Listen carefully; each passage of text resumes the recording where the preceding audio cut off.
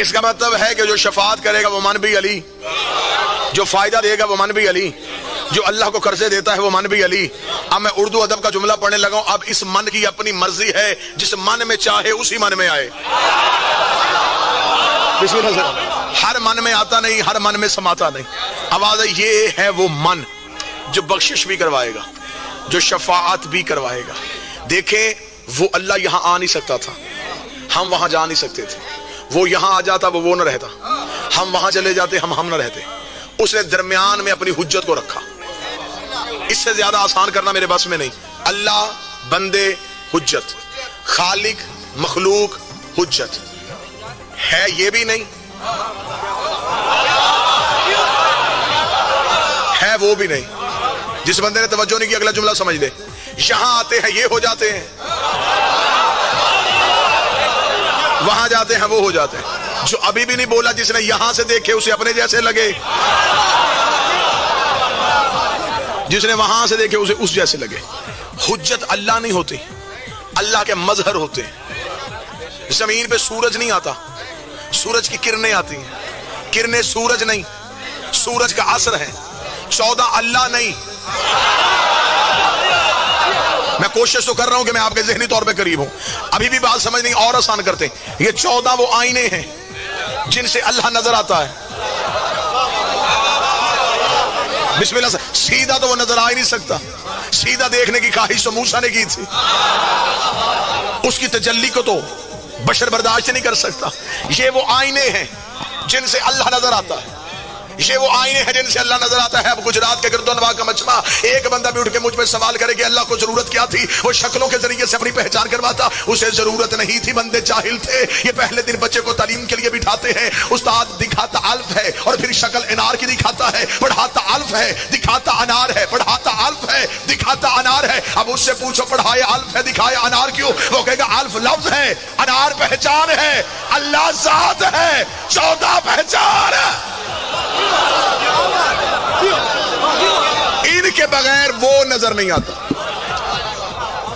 اور اس نے اپنے دین میں مکمل اختیار ہی حجت کو دیا ہے، حجت کی اطاعت۔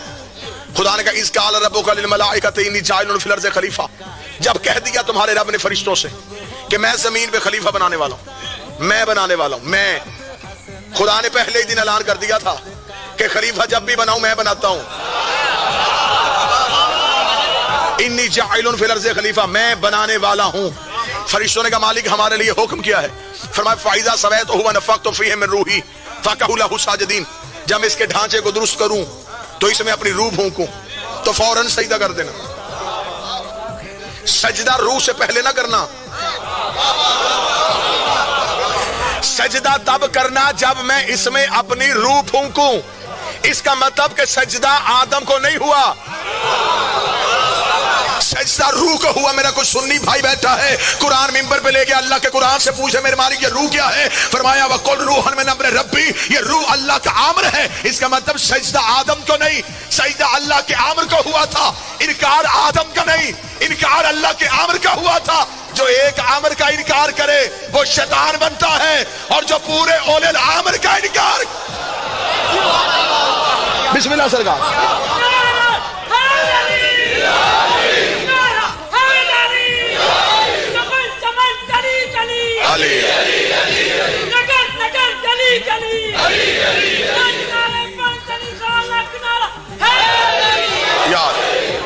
جس نے ایک امر کا انکار کیا بسم اللہ سے وہ شیطان بنے، اور جو علی جیسے اولی الامر کا انکار کرے۔ تو وجہ ہے صاحبان سب سجدے میں گر گئے، سارے فرشتے سجدے میں گر گئے۔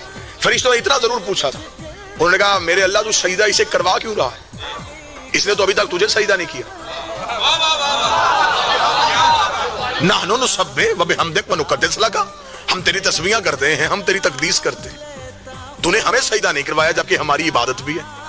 اس نے نہ تسبیح پڑھی نہ تیری نماز پڑھی، تو اسے سجدہ کروا رہا کس بات پہ؟ خدا نے کہا لو آج پہلی حجت بن رہی اور پہلا خلیفہ بن رہا ہے۔ اصول بتاؤں، جب بھی میں خلیفہ بناؤں نا اس کے مقابلے میں بڑا ہونا نہ لایا کرو، یا تو پھر یہ کتاب دریا میں بہا دو جس میں لکھا ہے کہ جب ایک بندہ خلافت پہ تاج پہن چکا اس نے باپ کو خط لکھا، اس نے کہا آجا مدینے میں مسلمانوں کا خلیفہ بن گیا ہوں۔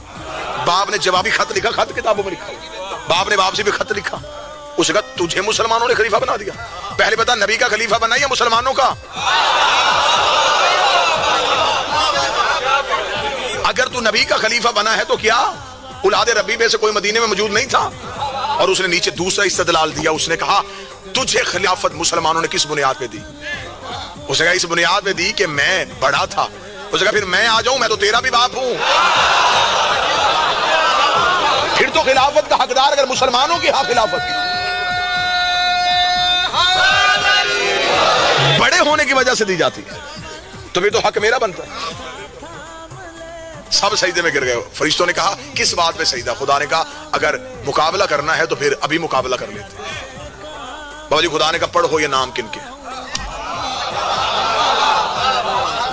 فرشتے دیکھ کے کہنے لگے قالوا سبحانک لا علم لنا الا ما علمتنا انک انت العلیم الحکیم، پاک ہے تیری ذات، نہ تو نے کبھی دکھائے نہ ہم نے کبھی دیکھے، نہ تو نے کبھی سنائے نہ ہم نے کبھی سنے۔ آواز ہے یا آدم انبئہم باسمائہم، آدم اب تو پڑھ کے بتا یہ نام کن کے ہیں؟